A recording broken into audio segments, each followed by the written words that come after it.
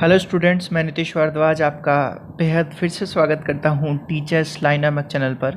और ये एक छोटा सा प्रयास है जो आपके जीवन में एक बड़ा बदलाव ला सकता है। जैसे कि आप लोग देख रहे होंगे, आज हम बात करने वाले हैं सस्टेनेबल डेवलपमेंट रिपोर्ट।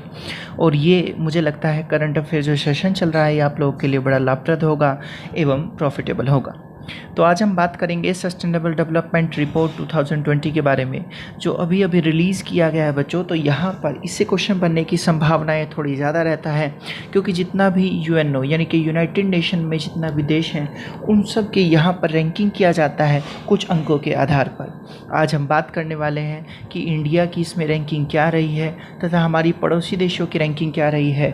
इस रिपोर्ट ने ओवरऑल कंक्लूज़न क्या बनाया है, किस प्रकार से इस रिपोर्ट में रैंकिंग की जाती है तथा किस प्रकार से नहीं की जाती है। साथ ही साथ में आपके लिए इकोनॉमिकली पोर्शन बहुत बढ़िया रहेगा। ये एसडीजी क्या है यानी सस्टेनेबल डेवलपमेंट गोल्स क्या हैं, टोटल कितने हैं तथा भारत कौन कौन से अचीव कर पा रहा है, किसमें भारत पीछे रह रहा है, ये सब हम आज बात करने वाले हैं।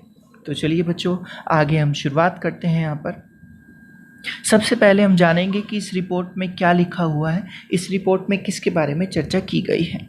तो यहाँ पर बच्चों यह रिपोर्ट जो है सस्टेनेबल डेवलपमेंट नेटवर्क जो विशेषज्ञ हैं उसके द्वारा यह रिपोर्ट तैयार की गई है। यह रिपोर्ट एक स्वतंत्र संस्थान द्वारा तैयार की जाती है तथा इस रिपोर्ट में यूएनओ के जितने भी सदस्य हैं उनके ऊपर एसडीजी इंडेक्स तथा डैशबोर्ड तैयार किया जाता है, जिसके आधार पर इन यूएनओ की कंट्रियों को रैंकिंग दिया जाता है। यहाँ पर रैंकिंग दिया जाएगा, यूएन ने जितने भी देश हैं यूएन में उन सभी को रैंकिंग दिया जाता है एसडीजी इंडेक्स और डैशबोर्ड के आधार पर तैयार करके, क्योंकि वहाँ पर पूरा स्कोर जारी किया जाता है, एक समग्र स्कोर होता है, इसलिए उसके आधार पर ही रैंकिंग दिया जाता है। इसलिए यहाँ पर डीप स्टडी किया जाता है बच्चों, हर देश किस प्रकार से अपने सस्टेनेबल ग्रोथ अचीव करने के लिए वहाँ की सरकार क्या कर रही है, वहाँ के नागरिक क्या कर रहे हैं, ये सब कुछ ध्यान में रखकर ही इन कंट्रियों को रैंकिंग दी जाती है। तो आइए अब थोड़ा सा और आके देखते हैं हम लोग कि ये देखिए मैंने फ़ोटो लगाया है यहाँ पर, जो इमेज आप लोग देख पा रहे होंगे अपनी राइट हैंड की तरफ, ये जितने भी गोल्स हैं हमारे सस्टेनेबल ग्रोथ उन सब का यहाँ पर मैंने पिक्चर आप लोग को दिखाया है। 1 से लेकर टोटल कितने हैं बच्चों, 17 हैं। अर्थात आप लोग को यहाँ पर ये पता चला कि आप लोग एसडीजी यानी कि सस्टेनेबल गोल कितने हैं टोटल हैं, जो किसके द्वारा निर्धारित किए गए हैं, इनके द्वारा निर्धारित किए गए हैं। यहाँ पर इन देशों को देखा जाता है कि किस प्रकार 17 जो एसडीजी हैं इनको पाने की दिशा में सरकार ने क्या क्या कदम उठाए हैं। यहाँ पर अमेरिका की सरकार ने क्या किया है, भारत की सरकार ने क्या किया है, ये सब कुछ इसमें देखा जाता है।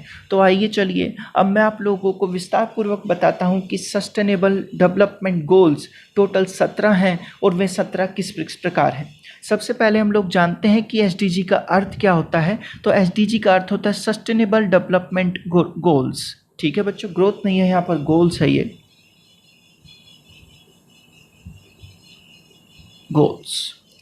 यहाँ पर इसका मतलब सतत विकास गोल होता है। अब सतत विकास क्या होता है बच्चों, ये एक सतत विकास सबसे पहले आप लोगों की एक अर्थव्यवस्था में आता है। और अर्थव्यवस्था में भी कौन सा चैप्टर या कौन सा टॉपिक होता है, तो पंचवर्षीय योजना, 5 ईयर प्लानिंग, जो आपकी लास्ट पंचवर्षीय योजना बनी थी 2012 से शुरू करके, क्योंकि 5 साल का होगा तो 2017 तक होगा। उसमें हम लोगों ने अपना ऑब्जेक्ट रखा था, हमारा गोल था उसमें कि हम लोग फास्ट सस्टेनेबल गोल्स को प्राप्त करेंगे, ग्रोथ को पाएंगे। अब ये सस्टेनेबल क्या होता है शब्द, सस्टेनेबल का अर्थ होता है हिंदी में टिका हुआ होना। यानी कि यहाँ पर इसकी डेफिनेशन सुनना बच्चों, आगे आने वाली पीढ़ियों के लिए अपने संसाधनों को बचा कर रखना, सेव करना, अपने रिसोर्सेज को बचाना, ताकि आगे आने वाली पीढ़ी भी इनका इस्तेमाल कर सके। इसी ग्रोथ को सस्टेनेबल ग्रोथ कहते हैं, इसी डेवलपमेंट को सस्टेनेबल डेवलपमेंट अर्थात सतत विकास या टिका हुआ विकास कहते हैं। अब क्योंकि एसडीजी के बारे में हम लोग चर्चा करेंगे, तो यहाँ पर बच्चों पहला एसडीजी है नो पॉवर्टी, अर्थात वहाँ की सरकार गरीबी को ख़त्म करने के लिए, यानी कि वहाँ की सरकार गरीबी का उन्मूलन करने के लिए कौन कौन से कदम उठा रही है, ये पहले सस्टेनेबल ग्रोथ में रखा जाता है। सेकंड का सस्टेनेबल ग्रोथ है जीरो हंगर, अर्थात वहाँ पर कोई भी व्यक्ति उस देश में भूखा नहीं सोना चाहिए, तथा अगर भूखा है कोई व्यक्ति तो वहाँ की सरकार उसके लिए कौन सी योजनाएं, कौन सी पॉलिसीज़ बना रही है जिससे वो भूखा ना रहे। SDG थर्ड है गुड हेल्थ एंड वेलबींग, अर्थात आप लोगों का स्वास्थ्य कितना बेहतर है, कितना अच्छा है, ये SDG 3 में चेक किया जाता है। SDG 4 है क्वालिटी एजुकेशन, यानी कि वहाँ की शिक्षा व्यवस्था, वहाँ की प्रणाली कितनी बेहतर है, कोर्स कितने अपडेट है, वहाँ पर सामाजिक तथा व्यवहारिक ज्ञान किस प्रकार से दिया जाता है, ये सब कुछ SDG 4 में रखा जाता है।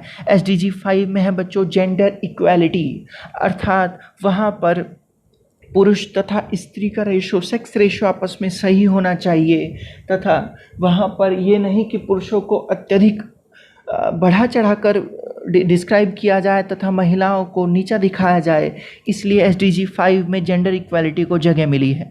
SDG 6 में क्लीन वाटर एंड सैनिटेशन का ध्यान दिया गया है। जैसे कि आप लोगों ने पाया होगा बच्चों, हमारे यहाँ पर हर घर में टॉयलेट बनाने की योजना चलाई गई थी प्रधानमंत्री नरेंद्र मोदी द्वारा 2014 के बाद से जब इनकी सरकार आई थी, तो यहाँ पर ये क्लीन वाटर सैनिटेशन है, ये SDG 6 में रखा गया था। SDG 7 में अफोर्डेबल एंड क्लीन एनर्जी की बात की गई है। यहाँ पर बच्चों क्लीन एनर्जी के साथ साथ अफोर्डेबल भी होनी चाहिए, तथा आप लोगों की ऐसी एनर्जी का अत्यधिक यूज़ हो जाना चाहिए जो कि रिन्यूएबल हो, यानी कि हमको दोबारा से प्राप्त हो सके। जैसे कि आप लोग पाते होंगे सोलर एनर्जी, सोलर एनर्जी में हम लोग, भारत देश काफ़ी तरक्की कर रहा है, ऊर्जा का सबसे बड़ा स्रोत के रूप में, क्लीन एनर्जी के रूप में उभर कर आ रहा है। यूएनओ ने भी कई बार हमारे क्लीन एनर्जी के बारे में विषय में चर्चा की है तथा भारत देश की तारीफ की है। SDG 8 decent working and economical growth, यहाँ पर इकोनॉमिक ग्रोथ के बारे में चर्चा करता है SDG 8। SDG 9 हमारी इंडस्ट्री के बारे में चर्चा करता है तथा मैन्युफैक्चर सेक्टर हमारा किस प्रकार से काम करता है, कितना अच्छा है, कितना नहीं है, इस प्रकार बारे में चर्चा हमारा करता है ये।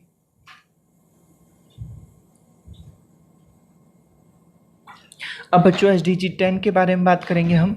SDG जो 10 है वो रिड्यूस्ड इनइक्वालिटी के बारे में बात करता है, यानी कि आपके यहाँ पर हर व्यक्ति को इक्वल रखना है, तथा इक्वालिटी के बारे में बात करता है SDG 10। ये रहा बच्चों।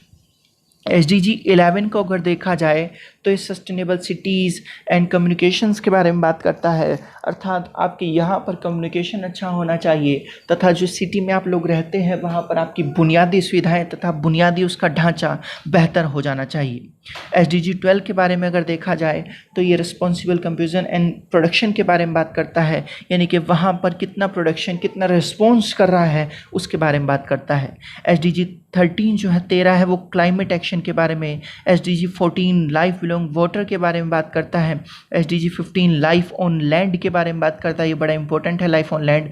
SDG 16 पीस एंड जस्टिस के बारे में बात करता है, न्याय व्यवस्था को दर्शाता है ये आपकी, कि आपकी किस प्रकार न्याय व्यवस्था है, किस प्रकार नहीं है। SDG जो 17 है वो पार्टनरशिप ऑफ गोल्स के बारे में दर्शाता है कि आपके गोल्स किस प्रकार से अचीव हो रहे हैं तथा पार्टनरशिप आपकी किस प्रकार से इंक्रीज़ हो रही है। ये मैंने आप लोगों को बताया कि हमारे यहाँ पर टोटल 17 SDG हैं। 17 SDG के हिसाब से हम लोग अपने गोल को सेट करते हैं, तथा इस बार भारत ने किस प्रकार से इस रिपोर्ट में अपने लक्ष्य को हासिल किया है तथा नहीं किया है, आज हम इसके बारे में चर्चा करने वाले हैं।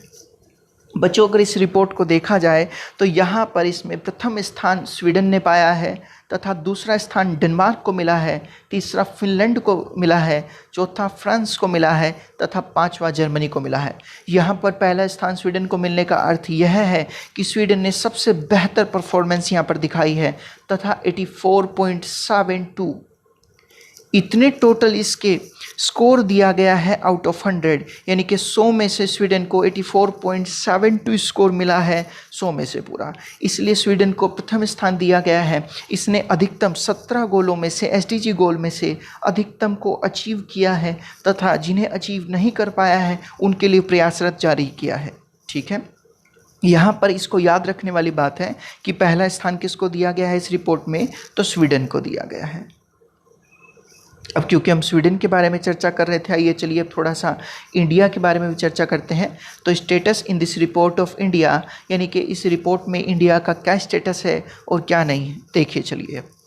भैया यहाँ पर देखा जाए इस रिपोर्ट में तो 117वीं रैंकिंग भारत को मिली है। टोटल ये देश है यूएनओ में 193, तो 193 में से भारत की रैंकिंग 117वीं है। लेकिन इस वर्ष यानी कि 2020 में भारत की रैंकिंग 117वीं है। लेकिन अगर 2019 की हम बात करें तो बच्चों भारत की रैंकिंग 115वीं थी। अर्थात अगर यहाँ पर देखा जाए तो 2020 में 117 तथा 2019 में 115, तो भारत को 2 रैंकों का इजाफा हुआ है। अतः भारत 2 रैंक पिछड़ गया है।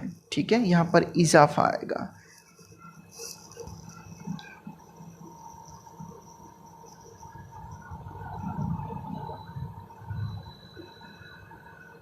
इंक्रीज हुआ है बच्चों। यहाँ पर जैसे कि आप लोग देख भी सकते हैं कि भारत को टोटल रैंकिंग है 117वीं तथा भारत का जो स्कोर है 61.9 दिया गया है भारत को ओवरऑल रैंकिंग में। तो ये याद करने के लिए एक अच्छा क्वेश्चन बन गया है बच्चों आप लोगों के पास कि सस्टेनेबल डेवलपमेंट रिपोर्ट 2020 में भारत को कितनी रैंक दी गई है, तो 117। 2019 में कितनी रैंक थी, तो 115। या फिर आपसे ये भी पूछ सकता है कि 2019 से 2020 के बीच में भारत की रैंकों में उछाल आया कि गिरावट आई, और उछाल आया तो कितना उछाल आया है। यहाँ पर ये क्वेश्चन आप लोगों के बन सकते हैं। चलिए, इस रिपोर्ट में अगर मैं भारत के बारे में चर्चा करता हूं तो जाहिर सी बात है आप लोगों के मन में भी थोड़ा उतावलापन रहता है, क्योंकि हम लोग मेज़र करते हैं अपने पड़ोसी देशों से।